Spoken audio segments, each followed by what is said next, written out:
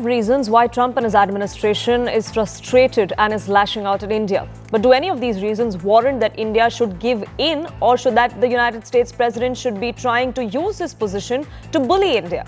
Now, he's frustrated because India won't concede on dairy, on agriculture, like I pointed out. But why shouldn't India watch out its own interests? Isn't Donald Trump trying to do exactly that? India has also refused to stop buying Russian oil. And this didn't benefit India alone, but it benefited Europe as well. Meanwhile, the US and the rest of the world also buys items that are crucial to them from Russia. So why this hypocrisy then? Now, India wants to keep its defense procurement diversified as well, not put all of its eggs in one basket. And yet, we've seen the kind of opposition that had come to the fore from the United States when India was buying Russian arms. Remember, Russia does remain one of our top military importers. As far as Pakistan is concerned, there is a deal that has been struck by the United States with Pakistan as well. So why is it that Trump is trying to needle India is a question many are asking as well. And finally, New Delhi has refused to credit Donald Trump for his so-called mediation claims that he's made at least about 30 times in the last 2 months in that India-Pakistan conflict. All dreams of him winning a Nobel Prize are being dashed. Is that why he and his team seem to be as frustrated as Scott Bessent claims to be? But India, like I said, has made it clear, no matter what the terms are, they have to be in India's interests.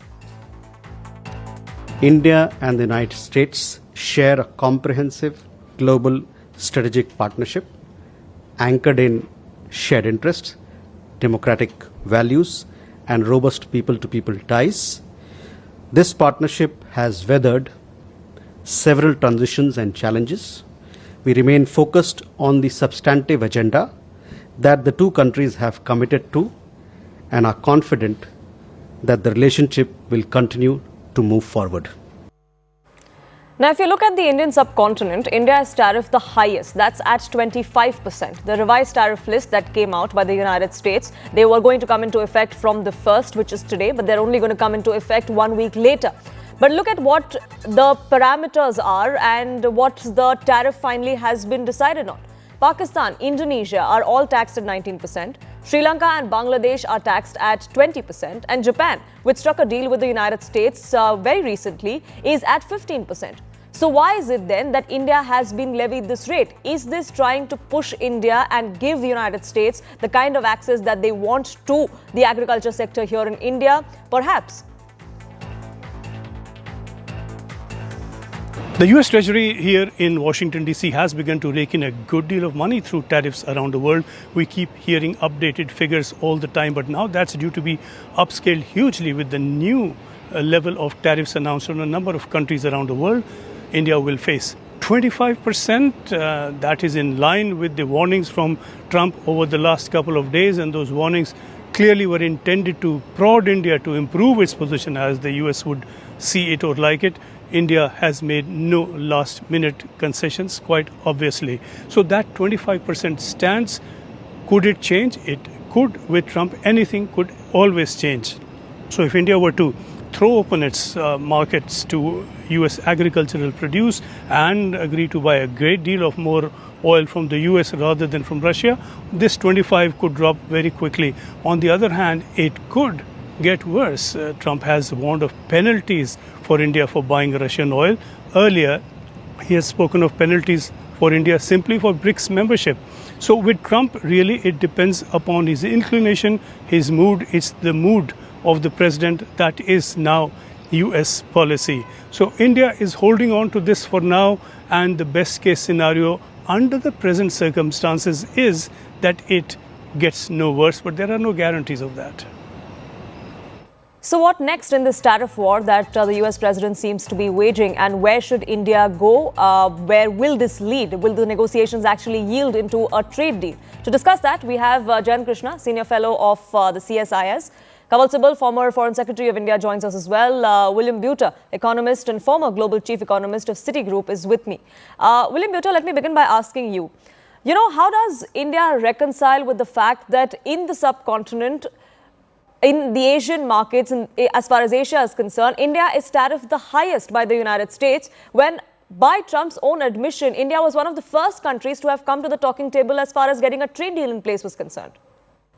Yeah, I think there are a number of reasons why India has got a significantly higher tariff at 25% than even Pakistan or Bangladesh. But these are two reasons. First, Trump looks at the trade in goods deficit, which is sizable for the US with India, about 45 billion. Of course, they don't look at the services balance. And if you look at the total trade balance, it could well be a small surplus for the US, actually. But this Trump only looks at goods. So that is one reason why these tariffs are high. And second, of course, India itself is a high tariff country by international large country standards. It's, the trade weighted average tariff is somewhere around 12%, probably.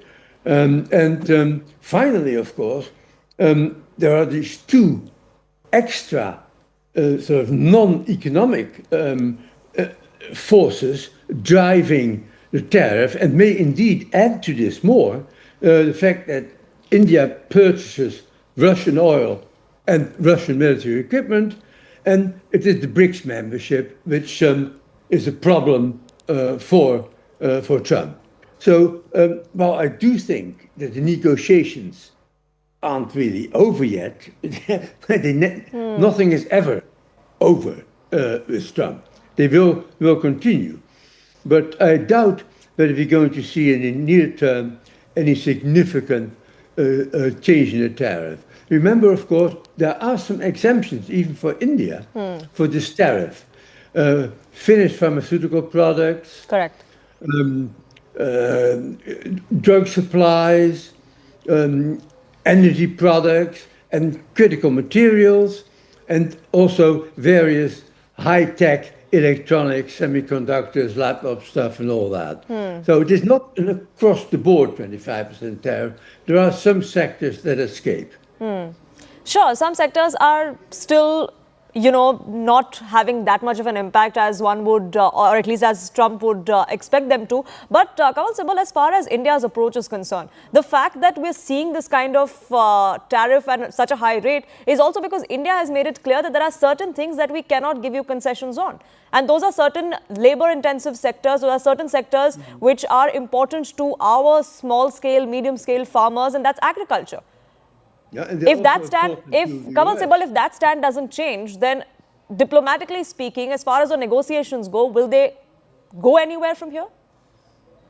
They can't, because the government of India will be in serious political trouble if it gave the impression that after having negotiated over months a deal which actually the US negotiators felt was substantive and they were happy. And the deal was presented to Trump, but Trump, having tasted blood with the European Union and with Japan, wanted something dramatic. In fact, Jamie Gleason mentioned publicly that we put it up to Trump, and Trump said that everything has to open up, or almost everything has to be opened up. So he thought that he can get the same thing as he's done with the European Union. That you buy my LNG, you buy my defense equipment, you invest in the United States, as in the case of Japan, which has committed to invest $500 billion in United States. So has Saudi Arabia, so has UAE. So he wanted that kind of a thing so that he can then boast to his public, preen around saying that I have got the best deal possible ever, things like that. So it's not as if the deal that is on the table, the interim deal, is not satisfactory. It is satisfactory. Now, if the government of India, after having resisted certain kind of openings in the agriculture sector and in terms of our dairy products and everything else, were to now yield on those points, then they'll have to explain to the parliament and the public why they have yielded and what is the explanation, and it'll be clear that it's been done under US pressure, that you have succumbed to US pressure. No independent government, no government of India can accept this kind of browbeating and bullying by even the United States of America. Now, it's a different matter that when you have a larger trade deal and you bring more subjects into negotiations, as is the intention, to have some kind of a broader multi-sectoral trade agreement in September, October this year, that's a different matter. Then other areas will be covered. But on these points, dairy, agriculture, MSMEs and all that, I don't think we are going to yield. Now, insofar as our friend, Treasury Secretary, is concerned himself about our buying arms from Russia and buying oil from Russia, we have been buying discounted oil from Russia right from 2022. And if you recall, the former US ambassador to India said publicly that we have advised India to buy Russian oil because they don't want an oil shortage globally, because that will jack up prices. Yeah. That will increase the prices at the pump for the US consumer. And they were worried about that. It was an election. It is election year and their elections and whatever have you. In fact, and Europe has been buying our discounted oil, as you said, by the billions. Nobody forced them to do so. Nobody forced them to do so, but they did it in their own national interest. And our position is very clear. We are a hugely energy deficient country. The price of oil is very vital for the health of our economy, and that we will buy our oil not for political reasons, but wherever it is available at the cheapest rates. And insofar as, and then we are buying LNG from United States too. Now, insofar as defense is concerned, we had virtually no defense collaboration or deals with Pakistan, with the United States in 2005, before 2005. And now it is almost $24 billion worth of exchanges that we've had in this field. So it's not as if we are neglecting our defense ties with the United States. On the contrary, we are looking for more opportunities. Currently, some deals are being discussed for the Striker combat vehicle, for the Javelin anti-tank missile, and for the PI-8 surveillance aircraft and some others. And we want to very much get involved in being part of the supply chains to the Pentagon. All these discussions are going on. We have signed the industrial annex and everything else. All that is geared towards expanding our defense trade with the United States. It cannot be linked to our defense ties with Russia. Now, the thing is, if Europe and United States have mishandled their entire policy towards Ukraine and are now being frustrated that instead of imposing a strategic defeat on Russia, they visualize a Russian win in Ukraine, and they are frustrated and they want to take out their frustration on others, and India is being made a scapegoat. And US itself is buying uranium, it is buying titanium, it is cooperating in the International Space Station, and it is buying huge amounts of fertilizers from Russia. So it's total hypocrisy. Absolutely, and it's given in the context of these trade deals, Jayant Krishna, the European Union has signed a trade deal very recently with the United States, and it's much below 20%. It's at 15%, if I'm not mistaken. And several European countries are also oil reliant on Russia, so to say. That doesn't seem to be stopping Trump or his administration, but for some reason it's a problem when it comes to India. Absolutely. I think it's very unfortunate the way things have spanned out. If you look at the relationship between US and India in the last 20 years or so, it's not no ordinary relationship. It has been quite strategic. There's an expanding Indian market with a better purchasing power. And US has been wanting access into our markets since a very, very long time, And the fact that, all we saw during the pandemic as to how the entire world is looking at alternate manufacturing destinations, relocating part of their supply chains to destinations other than China, rather than laying all eggs in the Chinese basket. And India has been the front runner.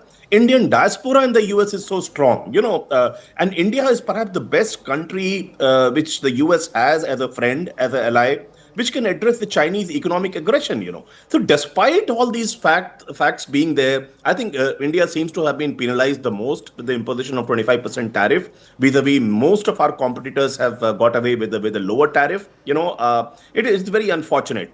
But see, I don't think if India retaliates, that's going to do any good at all. I don't think culturally a very strong retaliation in terms of a retaliatory tariff or in terms of anything else would help at all. Because let's understand, US is India's second largest trading partner. And among the large countries, US is the only country where we have a trade surplus in favor of India, right? Which means we export more to the US than what we import from the US, right? And if you look at the foreign direct investment also, the number one country where we get the maximum amount of FDI, which we have been getting in the last few years, is the US, right?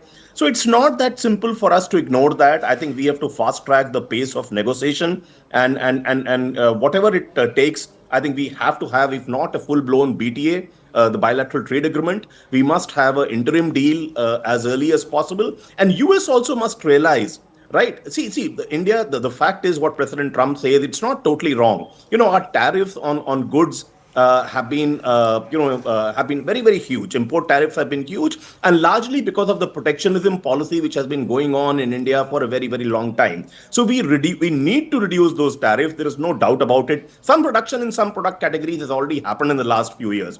But US must understand that while India is open on reducing tariffs, while India is open at removing or reducing the non-tariff barriers, but when it comes to agriculture and dairy products, right? It's a future of very large number of small and marginal farmers who are not able to meet both ends, who don't have sustenance level of income. So if you allow all the American imports at a very, very rock bottom tariff duty structure, it would jeopardize and it will harm them. And for any government, especially in our country, and it will not be a competitive market for our entrepreneurs, for our farmers, for our MSMEs at all. And that's something that is of big concern, which is why that red line has been drawn there. But you spoke about China, which is why I want to get in Mr. Buter in as well. As far as United States and China is concerned, the fact that Donald Trump sees China as the biggest enemy, how does it really help for him to put India's tariffs on par where he would put China? I mean, wouldn't that be counterproductive to his entire policy of keeping China at bay? So is that the question to me? Mr. Buter? China is, of course, at a higher tariff rate than India. They're at 30 and still under negotiation. I doubt whether it's going to go down much. But indeed, it doesn't help build a stronger coalition against China economically and strategically by dealing aggressively with the major Asian country outside China. So I think this is indeed from a longer-term strategic perspective a rather careless move. And I hope, but don't expect anything soon, that negotiations will see some reductions in the 25% in exchange for cuts by China in its tariffs. I know that agriculture and dairy are untouchable. I think that's unfortunate because the producers, of course, in agriculture would suffer from lower agricultural tariffs in India. The consumers, the households of agricultural products could benefit if the US can supply these goods more cheaply. So this is not a one-way street. It's putting producer interest above consumer interests. But I doubt whether that's going to change anytime soon. But on non-agricultural, non-dairy tariffs, I think India can make and probably will make concessions in exchange for a reduction in the 25% tariff. And that's the hope when the United States negotiating team, Kawal Sibal, is in India. That is going to happen later this month. But if we're seeing the kind of sentiment of, frustration coming to the fore from Donald Trump and his administration, do you think they're working from a position of bias, so to say? No, they're insulting. They're very insulting. Look at the way he describes the Indian economy as a dead economy. Why does he want to do a trade deal with a dead economy? You should ask the World Bank and the IMF what they think about the Indian economy. Fastest growing large economy, over 6% growth rate, possibly the third largest by 2030. Huge human talent, which is actually helping United States in keeping its edge over others in the high technology area. Look at the GCCs that the American companies have set up in India. Enormous numbers. Mm-hmm. And the IPR that are being created for the United States through these GCCs. So I can't understand how he can be so insulting and describe India the way he has. And then he wants to control foreign policy in terms of our relations with Russia, as also BRICS. Now, BRICS is nothing new. It's not as if it was created a few days ago. It has had several summit-level meetings, but the one most recently in Brazil. And in fact, India is playing a very moderating role within BRICS. Countries like Russia, they are openly talking about de-dollarization and this and that, and so is China in its own way. But India is a moderating force. It doesn't want BRICS to be anti-West. It wants BRIC obviously to create more space for developing countries and the global South for greater say in global governance and in international organizations, but in cooperation with the West, not in confrontation with the West. And we are the only democratic country, if you like, within BRICS, and we can have a very good positive influence on this whole debate about authoritarianism versus democracy and this and that. And look at the manner in which we were a bridge in the G20, and that role we can still play. Absolutely. And why are we able to play the role? Because we are a member of BRICS and SCO, as well as of Quad and everything else. Very good relations with the United States, very good relations with Russia. So, it's incomprehensible why the kind of language Trump is using. He's personalized the entire debate.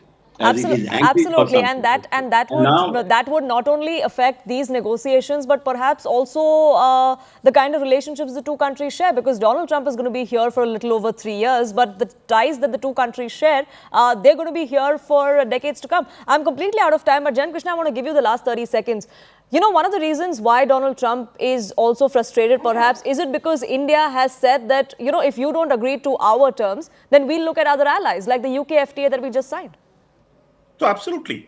See, India doesn't believe in laying all eggs in one basket, no matter how important US is as a country for India. But we have signed, FTAs not only with UK, with Australia, with United Arab Emirates. We have reopened FTA dialogue with Canada with the change of regime there. European Union FTA is, on the cards and it's at the advanced stage of discussion. Yes. So India very clearly, wants to send this, has sent this message that, we can't keep waiting endlessly for US to behave. So I think definitely, I think we have better options. Not that US is not important. US would be important, but I think I think the wise sense has to prevail. And from President Trump, I think it's I think more than frustration, to my mind, it's an extreme negotiation tactics. There's no need for him to announce the new tariff. When the discussions were still happening. And the US has said it time and again, including President Trump, that we are almost there. We are shaping well. Discussions are shaping well. And it's interesting because those discussions with China have been given a grace period, but unfortunately that hasn't been extended to India. Exactly. So one really doesn't know what's going through the mind of Donald Trump. Perhaps his own administration is caught unawares most of the times as well. But unfortunately, I'm completely out of time. I have to leave it there. I thank you all, gentlemen, for joining us here on this edition. Shifting focus now, a day after NIA court acquitted all 7 accused in the Malegaon blast case that killed 6 people, a former police officer, part of the Maharashtra ATS, has made a stunning claim. Retired Inspector Mehboob Mujawar alleged that he was ordered to apprehend RSS Chief Mohan Bhagwat to support the theory of Saffron terror in this case. He says, however, he refused to do that, claiming there was absolutely no evidence. Mujawar criticized the ATS for fabricating evidence and called the verdict that came in yesterday a correction of these fake actions. In fact, his claims are supported in the court order as well, and CNNNews18 has accessed it. It raises serious concerns on the actions of the Maharashtra ATS. The order repeatedly mentions that Lieutenant Colonel Purohit was framed using manipulated and fabricated evidence. Strong claim that ATS inserted and altered documents to create a false narrative are also noted in that order. The court observed that the ATS wrongly invoked Makoka without meeting the legal criteria. Serious doubts were also raised in the evidence that was presented by the ATS. The order notes that some documents may have been inserted, like I pointed out. It also mentions tampering of witnesses, tampering of evidences to create this false narrative. The court observed that Purohit's presence in the meetings or forums that was being cited by the investigating agency wasn't enough to prove anything. It wasn't enough to prove an active conspiracy or the planning of such a blast. The order also reflects that Lieutenant Colonel Purohit was incarcerated for years with little concrete evidence, and that raises concerns about the misuse of investigative powers. आप एक team के नेतृत्व कर रहे थे, कौन सी team थी और क्या जवाबदारी थी उस पे? हम मेरे को डेपुटेशन पे एटीएस में लिया गया था और जो अब्सकॉन्डर आरोपी थे उनका तपास करने के लिए कहा गया था। उसके अलावा मोहन भागवत जी को भी लाने के लिए कहा गया था और वो जो भी बेकायदेशीर आदेश है उसके पूरा मैं काम पे नहीं उतरा उसके ऊपर। इस वजह से मेरे पे झूठी केस हो गई, एक झूठी केस किया।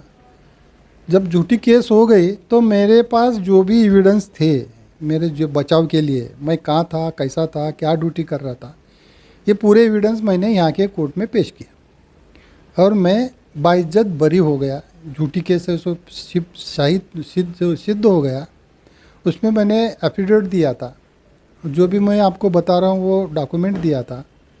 उसके अलावा 313 सीआरपीसी 313 के मुताबिक ये स्टेटमेंट दिया था मैं कि मोहन भागवत को लाने के लिए मेरे को आदेश दिया गया था, जो कि भयानक झूठा और मनगढ़ंत केस के अंदर मेरे को इनको लाने के लिए आदेश दिया गया था, जो मैंने नहीं किया, इसलिए मेरे पर ये केस हो गई। ये सब लिखित में रिकॉर्ड पे है और जो मेरे पर केस हो गई किस लिए हो गई इसका डिफेंस मैं 15 साल पहले लिया था। आज की ये बातें नहीं हैं ये, और ये रिकॉर्ड पे है। अभी ये सब कॉन्फिडेंशियल बातें हैं। कल निर्दोष छुट्टी केस, तो जो कॉन्फिडेंशियल जो था वो ओपन हो गया, इसलिए आप तुम पूछ रहे बोल के मैं बता रहा हूँ।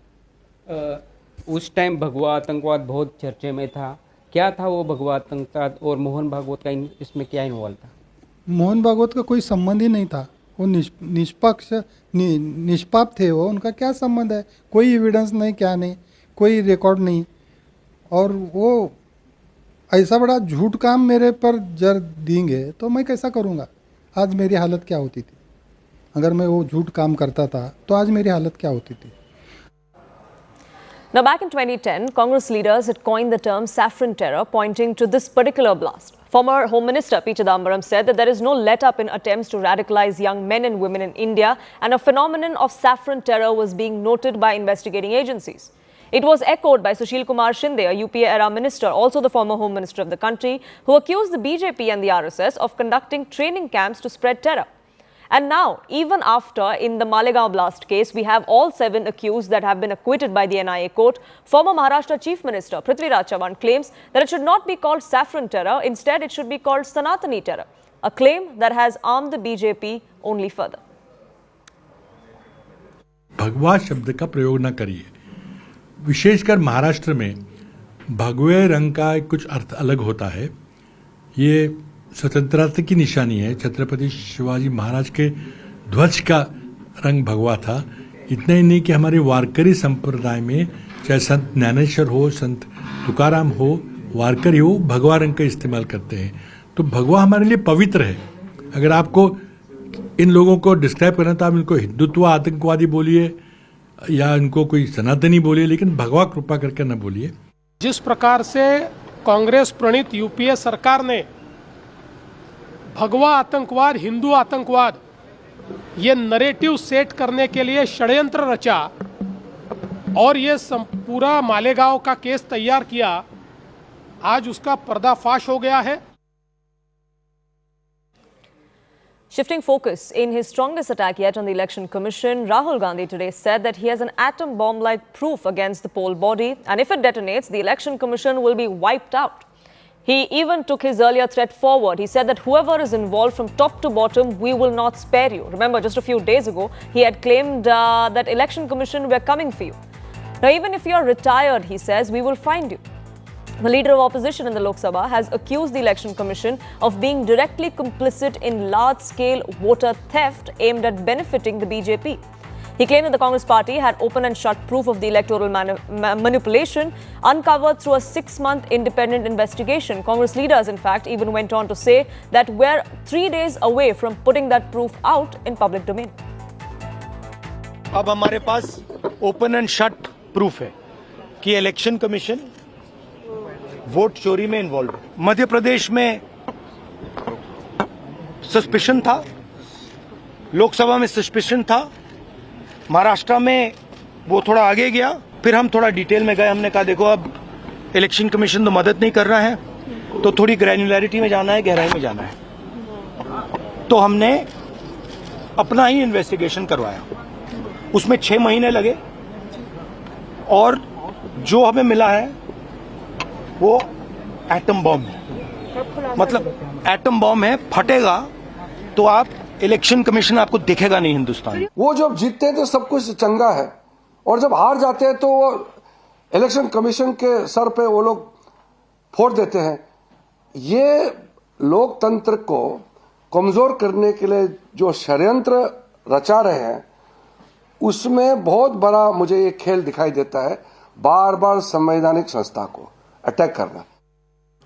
Now, this isn't the first time that Rahul Gandhi has gone after the Election Commission. 6 days ago, on the 25th of July, Rahul Gandhi had said that the Election Commission won't get away and that the Congress and the opposition are coming for them. Today, he said that the Election Commission will disappear when he drops this atom bomb, referring to what he claims is proof of voter fraud. He said that he won't spare the Election Commissioner even if he retires. Now, the poll commissioner and the poll panel, in fact, has responded in equal measure to these claims that Rahul Gandhi has been making. It's Election Commission of India versus Rahul Gandhi. Yet again, Rahul Gandhi outside Parliament House on Friday alleged that he had explosive evidence against how Election Commission was allegedly facilitating stealing of votes. Vote chori is what Rahul Gandhi and the opposition, especially the Congress party, has been calling it. Today, Rahul Gandhi said that there is evidence, he called it an open and shut case, that there is no doubt after seeing this evidence how voter lists are being tampered with and votes are being stolen, he alleged on behalf of the Bharatiya Janata Party. Now, Election Commission of India has reacted to this and pointed out that while Rahul Gandhi continues to make these unsubstantiated charges before the media, he refuses to engage with the Election Commission of India. ECI says that on 12th of June, we wrote a letter to Rahul Gandhi asking him to meet the ECI officials so that his concerns could be addressed. ECI says not only did Rahul Gandhi not come and meet ECI, but he has till date not even responded to that letter that was sent to him on 12th of June 2025. Then ECI goes on to say in its response, and now Rahul Gandhi is trying to threaten EC officials, and ECI finds this behavior deplorable. It has said that ECI officials should continue to work in a transparent manner without any fear and continue with the good work that they are doing. ECI asks Rahul Gandhi that if indeed he has evidence, A, why hasn't he come and engaged with ECI officials and responded to the letter written on 12 June?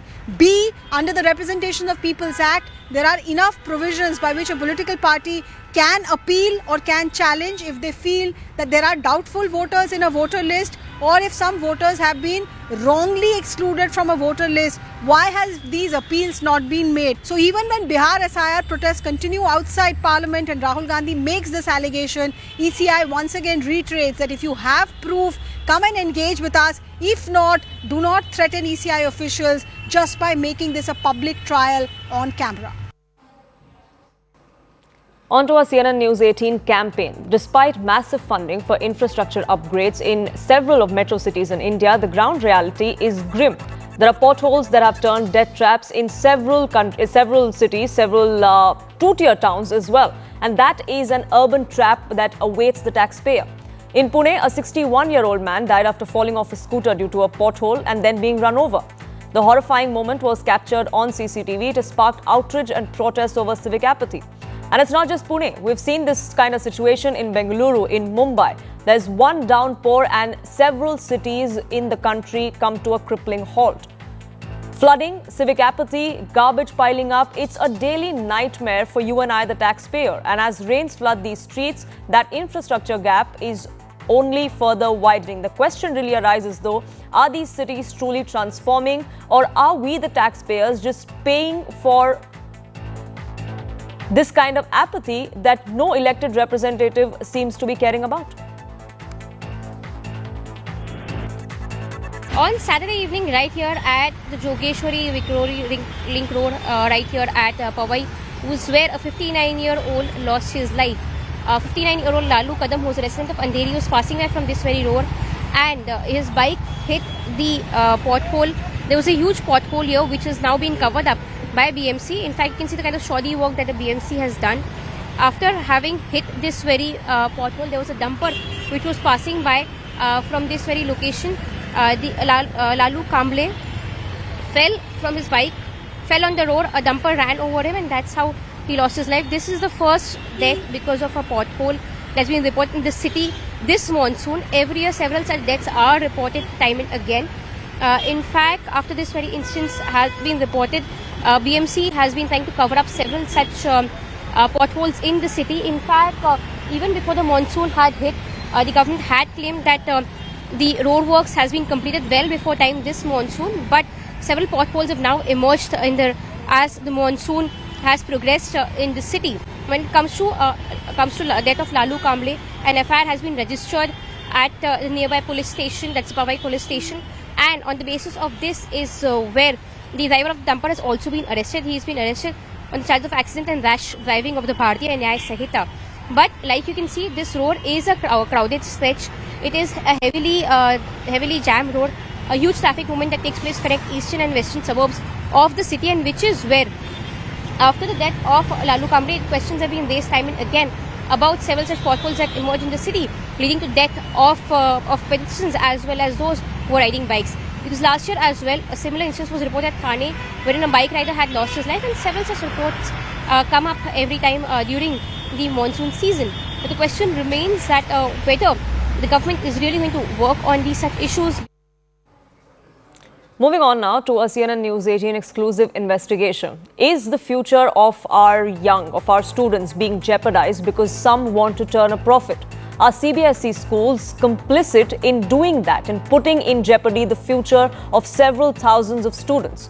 Well, that's something that we have uncovered here via our investigation, a troubling loophole that seems to be a commonplace in India's higher secondary education system. There are repeated crackdowns by the CBSE, but there are several schools that we found here in the National Capital Region that seem to be playing with the future of these students, because what they do is there are dummy enrollments that continue to flourish. So all you have to do is go to a coaching center, go to a school, pay the amount that they would like you to pay. You have an admission, but you never have to attend classes. These coaching centers are offering guaranteed school admissions. Schools themselves are promising coaching classes in return. And you do not have to attend any of these schools. You do not have to attend any of these classes. So what happens to your future then? What happens to your experience of learning? It's a disturbing nexus. Education is being commodified. The future of the students is being traded because some people want to line their pockets.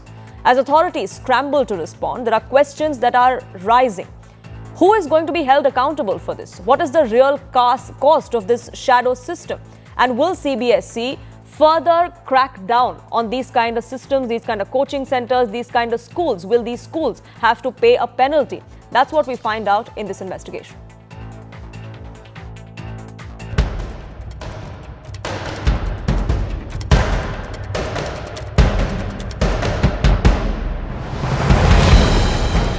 बच्चा सिर्फ coaching लेगा, school में सिर्फ वो practical देने जाएगा, paper देने जाएगा, वो भी हो जाएगा, वो कंफर्म है कि वो हो जाएगा। वहीं के टीचर आते हैं, हमारे स्कूल में ही पढ़ाते हैं। बच्चा और रजिस्टर चल रहा है और स्कूल नहीं जा रहा है। They are India's educators, imparting the wrong kind of knowledge by using a loophole. They allow students to get enrolled in schools but never have to attend classes. Instead, they attend private coaching classes during regular school hours.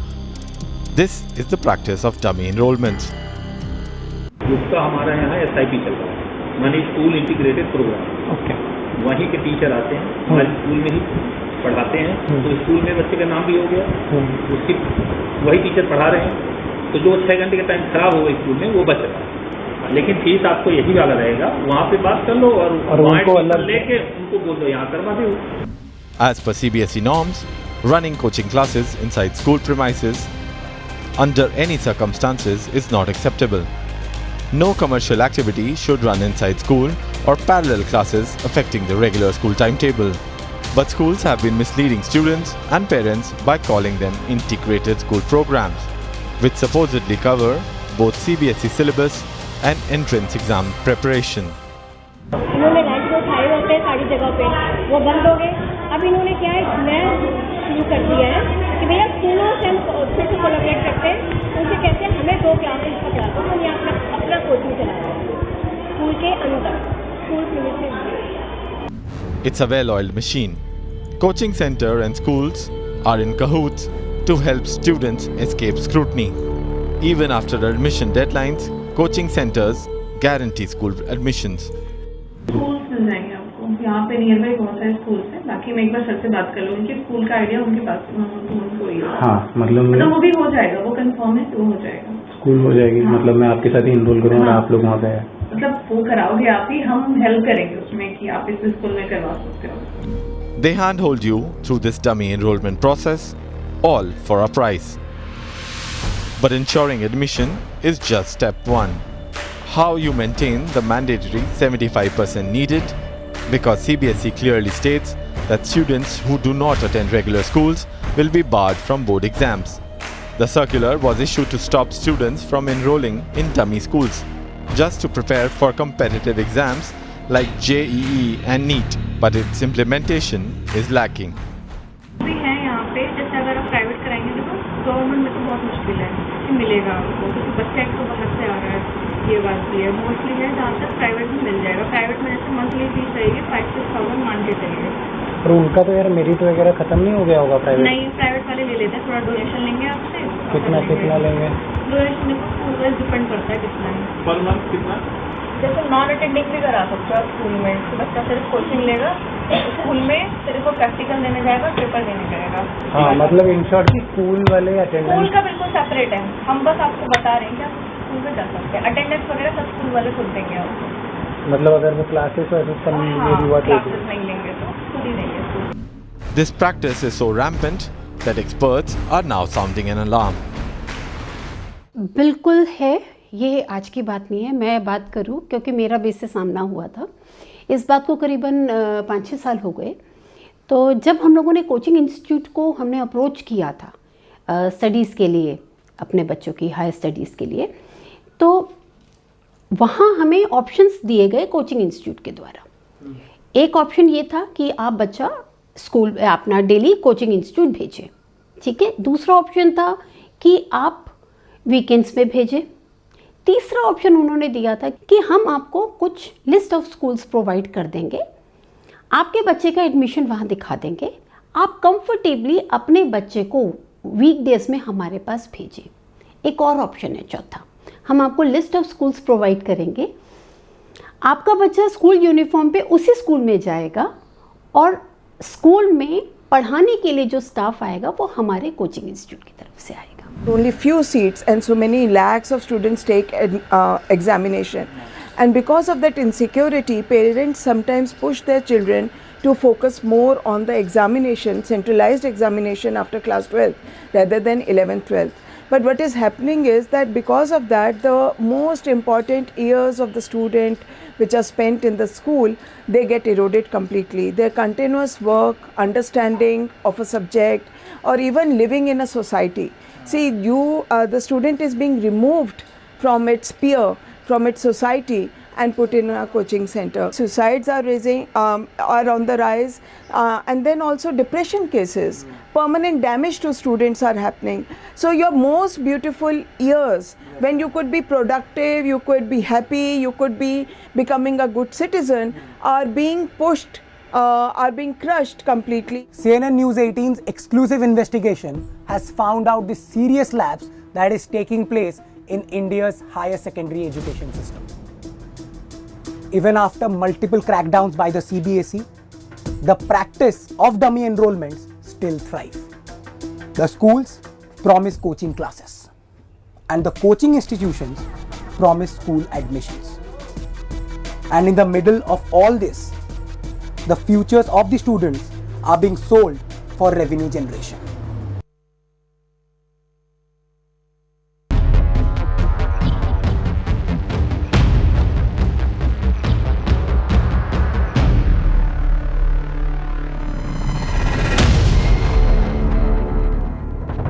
US President Donald Trump launched an anti-India tirade. Frustrated over India not giving up on its oil trade with Russia, Donald Trump called both the economies dead. They can take each other down, he said. His rant was not only a clear sign of frustration, but also a lopsided view of India's growth trajectory. Prime Minister Modi is a friend of mine, but they don't do very much business in terms of business with us. They sell a lot to us, but we don't buy from them. You know why? Because the tariff is so high. They have one of the highest tariffs in the world. Now they're willing to cut it very substantially, but we'll see what happens. We're talking to India now. We'll see what happens. It doesn't matter too much whether we have a deal or whether we charge them a certain tariff. Surprisingly, Trump's remarks found backing by Rahul Gandhi, the leader of opposition in India's lower house of parliament. He said that except Prime Minister Modi and his entire cabinet, including the finance minister, everyone in India and the world knows that India is a dead economy. Trump is saying Indian economy is a dead economy. Yes, he's right. I mean, everybody knows this, except the Prime Minister and the Finance Minister. Everybody knows that the Indian economy is a dead economy. I'm glad that President Trump has stated a fact. But here's why both Donald Trump and Rahul Gandhi are wrong. India's economic data tells a very different story. At $4.19 trillion, India has surpassed Japan as the fourth largest economy in the world in 2025. India now trails behind Germany, China, and the United States. India is also projected to become the third largest global economy by 2030, with its GDP expected to reach $7.3 trillion. India's GDP growth is one of the highest amongst major economies. Now, Donald Trump's advisors perhaps also forgot to tell him that India's economy grew twice as fast as that of the United States last year. And India's forecast is to grow at 3 times the United States' rate this year. It's not me saying that, the World Economic Outlook substantiates that claim. India's economy is projected to grow at 6.4% in both 2025 and 2026, while the US is expected to grow at 1.9 and 2 respectively. The World Bank projected India's GDP to grow at 6.5% for the financial year of 2027. Now, many say that there was a downgrade, but despite that modest downgrade from the earlier forecast of 6.7%, India is still expected to outperform other large economies as per the World Bank. That's not all. International Monetary Fund as well has projected India's growth at 6.4% for 2026. That is an upward revision from the earlier April estimates of 6.3%. If that does not reflect a more favorable external environment, then what does? Another metric to bust Trump's claims is this. India's total exports surged to $825 billion in 2024-2025, from the $468 billion in 2023 and 14. Merchandise exports grew to $437 billion. Service exports more than doubled in the last 1 decade. India's inflation rate has dropped steadily as well from 2020 to 2024. From 6.1% before the COVID-19 pandemic hit to less than 5% in 2024. In fact, retail CPI inflation dropped to 2.1% in June 2025. This is the lowest monthly rate since February 2019. India is showing multiple signs of economic healing in the post-COVID era, from rural and consumer demands to industrial output and investment sentiment. With inflation cooling, fiscal and policy support improving, and global tailwinds building, these green shoots suggest an emerging economic upswing. So what does this mean? Does this mean that all's well with the Indian economy? Well, criticism usually comes from the fact that there is rising unemployment and underemployment, especially amongst the youth in the country. But the unemployment rate, which peaked in 2020, reflecting pandemic disruptions, declined notably over the years. From 7.86% in 2020 to 4.2% in 2024. Now, critics also point to rural distress and inequality in income distribution. Inflation and cost of living issues for middle class, for the lower income groups are also highlighted. Many within the opposition ranks, within the India bloc here in India, have pointed to slow private investment and sluggish export performance in some sectors. While these concerns are not completely off the mark, it's definitely not doomsday as Donald Trump or Rahul Gandhi are suggesting. These are real challenges, but that does not mean that India's economy is dead. It simply means that reforms and better policy executions is what needed. The bottom line is simply this: India's economy is very much alive and kicking. Some food for thought for the US president and his fans back home.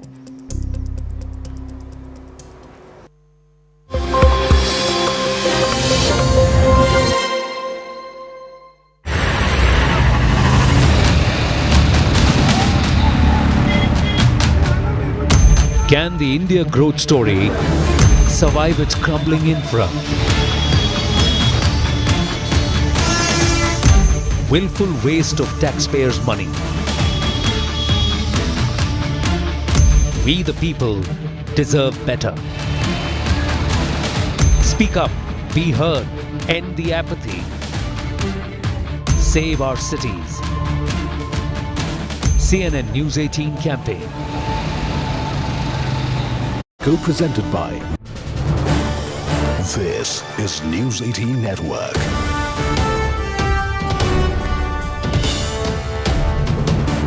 India's largest news network. The opposition, remember, is now going to intensify the entire stir, which so far was limited to the parliament. But Rahul Gandhi has already attacked the Election Commission on the SIR issue. What we are being told is that he's saying that votes are being stolen. He's reiterated that Election Commission is involved in vote theft. Listen in to what the leader of opposition has to say. Pass open and shut proof है कि election commission vote चोरी में involve है और मैं lightly नहीं बोल रहा हूं, मैं 100% प्रूफ के साथ बोल रहा हूं, ठीक है। और आप सबको पता लग जाएगा जैसे ही हमने ये रिलीज किया, पूरे देश को पता लग जाएगा कि इलेक्शन कमीशन वोटर चोरी करा रहा है। किसके लिए करा रहा है? किसके लिए करा रहा है? बीजेपी के लिए करा रहा है। ओपन एंड शट है, नो क्वेश्चन। हमें मध्य प्रदेश में सस्पिशन था, लोकसभा में सस्पिशन था, महाराष्ट्र में वो थोड़ा आगे गया, स्टेट लेवल पे हमें लगा कि यहां पे चोरी हुई है। वोटर एडिशन हुआ था, 1 करोड़ वोटर्स ऐड हुए थे। फिर हम थोड़ा डिटेल में गए, हमने कहा देखो अब इलेक्शन कमीशन तो मदद नहीं कर रहा है, तो थोड़ी ग्रैन्युलैरिटी में जाना है, गहराई में जाना है। तो हमने अपना ही इन्वेस्टिगेशन करवाया, उसमें 6 महीने लगे और जो हमें मिला है वो एटम बॉम्ब है। मतलब एटम बॉम्ब है, फटेगा तो आप इलेक्शन कमीशन आपको दिखेगा नहीं हिंदुस्तान में। Claims coming in from the leader of opposition, Rahul Gandhi. Remember, it's not the first time that he's accused the EC of stealing votes for the BJP, but this comes again on a day when the voter draft has been released by the EC in the state of Bihar. Pallavi Ghosh joins me with more perspective on that news story. Pallavi should be joining us in just a bit. But remember, Rahul Gandhi has reiterated that he has proof, and not just any proof. He's gone on to label it as proof which is an atom bomb. Once that will be released, will not in fact leave the EC with any face saving. But it's important that he is now indicating that they are all set to release that evidence in some time from now, as Arunima was highlighting that these political parties, even the ones in the opposition, have been given a copy of the SIR draft rollout, and one that will also be uploaded at 3 p.m. today for public consumption. But these parties have their hands on this, and keeping all of this in mind, Rahul Gandhi is stepping out in the parliament, making that claim that he will be exposing the Election Commission, reiterating his accusation that the Election Commission is stealing votes of the people of Bihar. He's also referred to the assembly elections in Maharashtra, even MP. Arunima joins me on the phone line with more inputs. So Arunima, as you were highlighting earlier, that Rahul Gandhi is already now creating a stir, rather intensifying the stir by making that claim that he's going to expose that evidence, which is an atom bomb, as he's claimed. But give us a sense of how the strategy that Rahul Gandhi is now going to be following. See, he has been speaking about this voter list fraud for some time. Even on the floor of the House, he spoke about Maharashtra elections, and he suffered a setback. The Mumbai High Court, the judiciary in Maharashtra, refused to entertain the plea that his party had taken. There was no such positive news from the Delhi High Court either, as far as Haryana elections are concerned. So even though he has been constantly harping on the point, he first spoke about Maharashtra and Haryana. Latest edition was Karnataka, where he said that central Bengaluru elections were also chosen. Today he has also spoken about Madhya Pradesh, where Kamal Nath government lost, saying that we had our doubts there and in Lok Sabha. So his list is increasing, but where is the evidence? And if there is evidence, then this could be his best chance. In this, role revision in Bihar, if he can come up with document to show that about 30 lakh people who have been marked as deceased, some of them are actually alive, then it is his chance to embarrass the EC. If he can come up with documents to show that around 25-28 lakh people who have been marked as people not staying at their address, then it is his chance to prove that, what I was saying is true. Here is the proof of it. So this is a golden opportunity for the opposition in Bihar SIR process to show that what they have been saying is backed by proof on ground. If not, Election Commission will turn around once again and tell you, I told you so. And they've already done that, especially in the case of Maharashtra and other states, because remember, the main...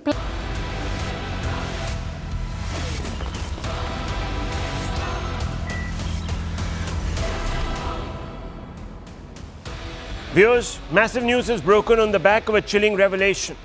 It is now emerging that the Malegaon probe was not a quest for justice, but a fishing expedition, an ideological project not to frame suspects for what they did, but for who they were, viewers. We're being told that the ATS under the Congress-led Maharashtra government in 2008 had not just wanted to frame Sadhvi Pragya or Lieutenant Colonel Purohit, but even RSS chief Mohan Bhagwat, a former ATS insider who is to be found in the middle of your screens, viewers, has spilled the beans, revealing how state machinery under the UPA in Maharashtra, in tandem with a compliant ecosystem, allegedly sought to construct a Hindu terror narrative thought up by both Khaki and Khadi, that is, by investigators and their political masters. Viewers, this is what he says, and I quote him, and we'll be speaking to him in just a few moments, so stick around for that, but I just want to quickly give you the gist.